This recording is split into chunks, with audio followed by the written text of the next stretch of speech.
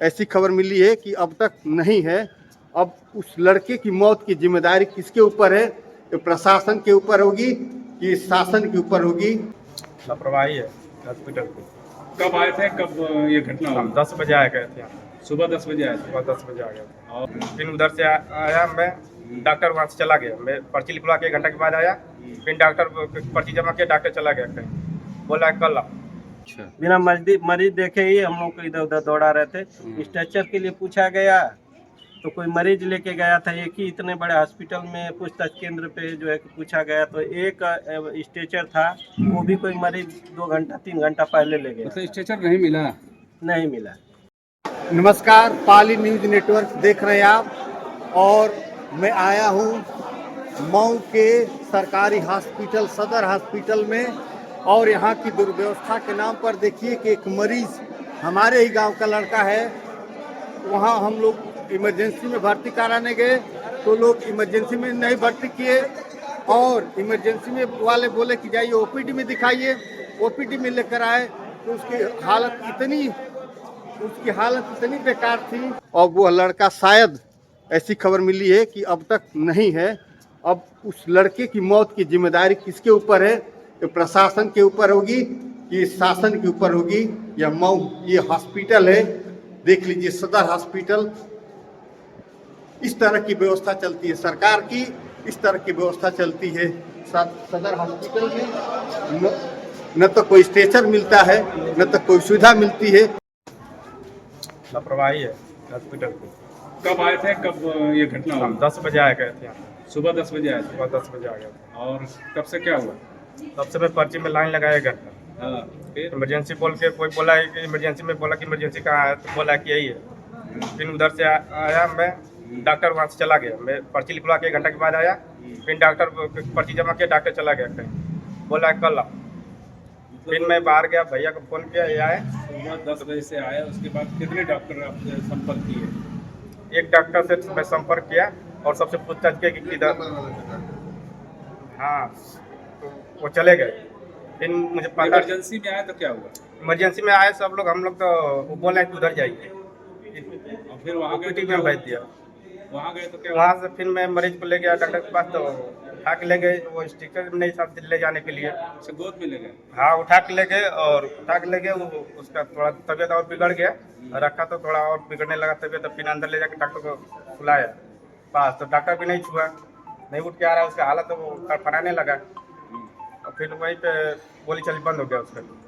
फिर 2 बजने वाले हैं और डॉक्टर क्या बताएं?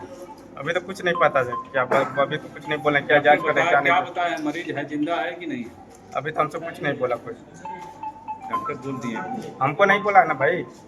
पूछ लीजिए एक बार, पूछ लीजिए। कहाँ है? डॉक्टर साहब ने क्या बताया? डॉक्टर साहब ने बोला कि नहीं, मरीज नहीं। मरीज मर चुका है आपका? तो अभी पोस्टमार्टम कराएंगे या घर ले जाएंगे? नहीं कर दे। तो ये व्यवस्था है, देख लीजिए। 2 से 3 घंटे लगे। प्रशासन से क्या कहना चाहेंगे? इस पे कितनी लापरवाही है, कितनी नहीं? यहाँ बहुत लापरवाही है, सरकारी हॉस्पिटल में बहुत लापरवाही है। यहाँ प्रशासन को कड़ी शासन लगाना चाहिए। जो डॉक्टर लापरवाही करता है उसको सीधा बर्खास्त कीजिए नौकरी से। आए तो दिखाएं डॉक्टर साहब को पर्ची, तो वो कहे कि नहीं आप ओपीडी में दिखा ली। वो भी मरीज नहीं देखे थे। अच्छा, बिना मरीज देखे ही हम लोग को इधर उधर दौड़ा रहे थे। स्ट्रेचर के लिए पूछा गया तो कोई मरीज लेके गया था। एक ही इतने बड़े हॉस्पिटल में पूछताछ केंद्र पे जो है कि पूछा गया तो एक स्ट्रेचर था, वो भी कोई मरीज 2 घंटा 3 घंटा पहले ले गया। मतलब स्ट्रेचर नहीं मिला? नहीं मिला। हाँ, स्ट्रेचर तो नहीं मिला। फिर बाद में मतलब भाग दौड़ पे, मतलब 2-3 घंटा बाद हम लोग को स्ट्रेचर यहाँ से ओपीडी में जब लेके गए तो कंडीशन इतना क्रिटिकल था कि डॉक्टर साहब खुद चिल्लाने लगे, इतना इमरजेंसी को ओपीडी में किसने भेजा? हम लोग बताया इमरजेंसी से बिना मरीज देखे भेजा गया है। यही हुआ है। तो इलाज मिला कि नहीं मरीज को? आनन फानन में इलाज कहाँ मिला? वो लेके आए, फिर डॉक्टर साहब बताया कि अब वो नहीं रहा। अभी कै बजे से कै बजे तक, कै बजे इनकी मौत हुई है? अब नियर अबाउट अभी आपके सामने ही चेक हुआ था, 2 घंटा 2 बजे कल। 2 बजे के करीब मतलब। अच्छा, 2 बजे इनकी मौत करीब हुई ये है। वो डॉक्टर साहब कंफर्म किए कि वो नहीं रहा। तो ये किस चीज़ के मरीज थे, जैसा इसका विस्तार बता दें? टीबी की दवा चल रही थी। टीबी की दवा चल रही थी।